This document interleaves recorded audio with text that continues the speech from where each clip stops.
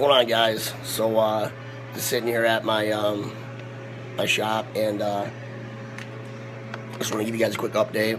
I was sitting at 190 today even. I was 191.2 yesterday. I pulled back a little bit on the protein and carbs yesterday. No real particular reason, just keep my metabolism going. I didn't have too crazy workout. I did chest last night. But I have noticed that, so you're always learning as a bodybuilder, and you're making different changes on the fly, and you kind of start figuring out what works for your body and what doesn't. I've noticed that I've been able to increase my food intake and increase my weight on the scale a little bit while maintaining the same kind of condition that I've had, since the summer when I was holding myself about 185, 186. And the way I've been doing that, what I figured out is my body just is responding really well in terms of growth. Like I said, in terms of growth on the scale, in the mirror, just shape.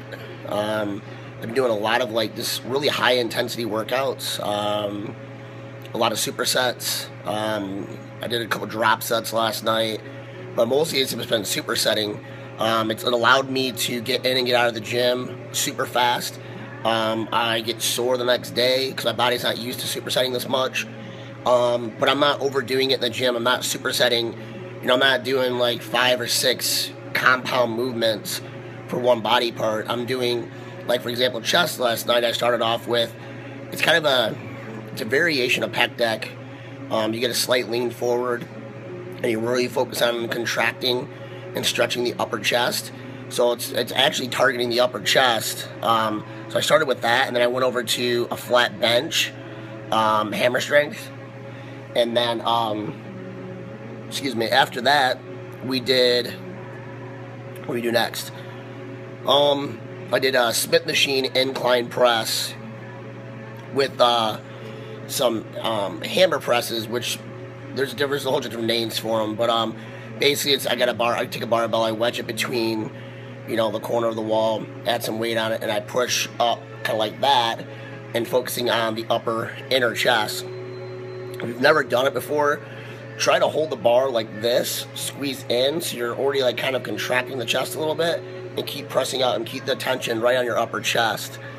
The pump is insane. I literally, you can see the veins that are deep within, they just turning almost blue-ish, purplish right there. Just the blood is just engorged in that area. It's insane. And then I finished that actual superset. I did 3 or 4 sets of that. Kept the rep range between 8 and 12. I finished it with a drop set on just on the incline press. But it's all high intensity. It's super fast. There's not a huge rest in between. And I think that's allowing me to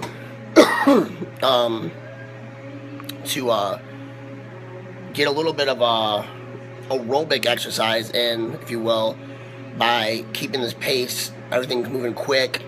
I'm not giving myself a lot of time to let my heart rate drop again.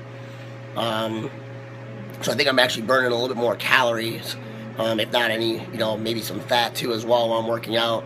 So after that movement, we went over to dips, weighted dips, and cable crossovers. Just 3 sets of that. I had some issue right now. I hurt myself arm wrestling. That was pretty stupid. I thought it was in my elbow. I thought I had reactivated some tendonitis issues that I've had in the past in my right arm, but actually, in fact, I think it's actually my shoulder. It's around my rear delt area. I really felt it on dips when I had to hoist myself up to get ready. Doing dips themselves didn't hurt. It was more of the awkward angle, pushing myself up to get myself in position. But once I was leaning forward and putting the pressure and everything on my chest and my front delts, my shoulder didn't hurt. I couldn't, didn't feel it. So, not really sure what's going on back there. Probably next time I go, I got about a week and a half until I go for another massage session, and I'll have her focus on a little bit of that. as well as my legs again and my back. So, and then I finished my workout off. It was just really, really fast, 2 quick back-to-back sets. There's no rest really, of single arm pec deck, where it's a full just contraction of the whole chest. There's no emphasis of any particular part of the chest. It's the whole chest, regular pec deck. But I used one arm, so I sat on the seat facing the other way, kind of like a 90-degree angle, and brought it all the way back and all the way forward, and just getting a full contraction. I did that for both arms, really quick sets, just 2 sets, bam, bam, bam, done. And you know, same thing. Nothing's really changed with my intra, my pre, and my post.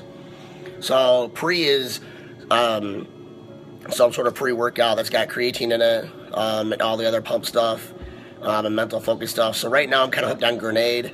I did 2 scoops, or a scoop and a half, almost 2 scoops last night. I really liked it. I have a review coming out for it. I got a couple sample packets, so I've done up to 4 scoops. You can take, I did up to 3 scoops. You can actually take up to 4, which is just insane. That's like 600 milligrams of caffeine. I've done the 450, and it's pretty insane. I did it for a couple times for arms and once for legs. It's a great pre-workout. So I usually take pre-workout. I'll take that with a little bit extra creatine, and then intra-workout is Carbolin. Right now I'm using the Fruit Punch. True Nutrition's EAAs, doing 10 grams of those, 10 grams of glutamine, which is True Nutrition as well. Mix it all up, and 5 grams of creatine in that particular that drink. And I sip that throughout my entire workout. So, and my Carbolin intake is, depending on the leg, or depending on the day. If it's leg day, it's probably closer to 70 or 80 grams of carbs. So about a scoop and a half, maybe a little more, scoop and a half. Pretty much any other day is a full scoop, or a little over a full, like a nice big full heaping scoop of Carbolin. So between 50 and 60 grams of carbs on any other day. And that's pretty much it right now. You've seen my post before. So in the morning, right now I've got it all mixed up. This is Bolox Glutamine Plus. So it's got glutamine peptides, and some vitamin C. I got this in here with, what do I got in here? 10 grams of EAAs and 5 grams of creatine. I have that every single morning with my coffee, or right after my coffee, or a mix, go back and forth between. It's weird, it's probably gross too. That's pretty much it right now. Nothing too big going on, nothing too groundbreaking. But I was just kind of want to let you guys in on some of the stuff that I'm doing right now that I seem to have really good results with. Not saying that you're going to have the same results, but the supersetting stuff is really, it's intriguing to me, because I've done supersets before, but I've never done them where it's kind of like an every workout type thing. It's very similar to Juan Morel, or Juan Diesel, out of New York. He's an IFBB pro. He does pretty much all supersets for all his workouts. And I think not only does he have obviously just freakishly crazy fast metabolism, because you got to go there and Google him and watch some of these cheat days he does, where it's like 30 or 40,000 calories. Excuse me. Where he's eating tubs of ice cream. But I think the supersetting helps too with the metabolism, in terms of you're able to eat more food.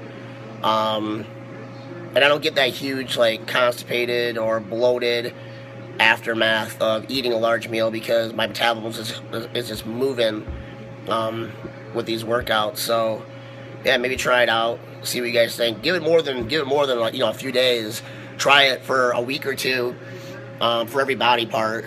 And like I said, don't overdo it. You can overdo it in terms of supersetting, because you're just going to keep tearing the muscle down more and more. If your body's not used to tearing the muscle down like that, it's going to take you forever to repair it, and you may actually do more harm than what your body's able to repair.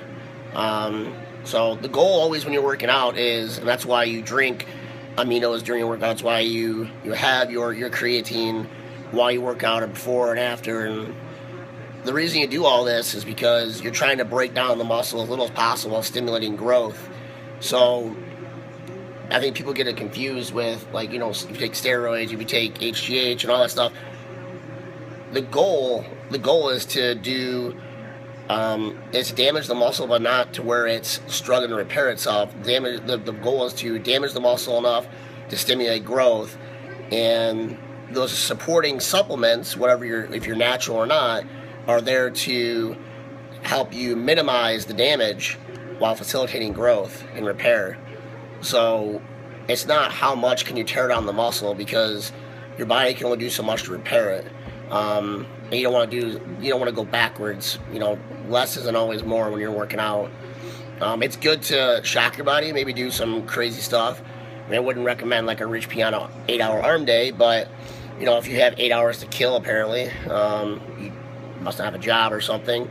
If you have 8 hours to kill on a day and you want to do arms for 8 hours, yeah, you're gonna get growth. But it's not to say that you couldn't have got that same amount of growth in maybe a 4-hour arm session or less. I know there's a couple really good arm workouts that I haven't tried yet personally, that I plan on giving a try, that are on Flex Magazine's website.